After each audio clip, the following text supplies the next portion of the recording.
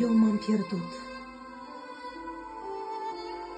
Eu m-am pierdut între zâmbete și fețe și între spinări întoarse înspre noi, între buchete care sunt ace și bețe. Eu însă am văzut doar niște tandre flori.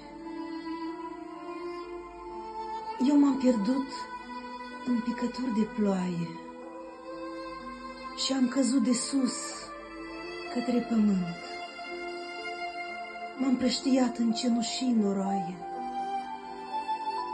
ca-n iarbă să mă nasc iar înverzind. Eu m-am pierdut, m-a luat cu sale raze astrul din cer să mă topesc, să mor și din cenușă să învii în altă hipostază.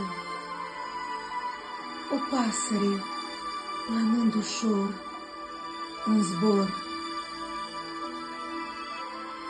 Eu m-am pierdut în vânt de primăvară, printre petale albe de cireș.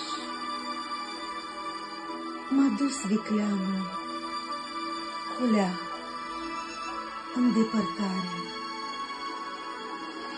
ca să mă pierd și să mă regăsesc. Ca să mă pierd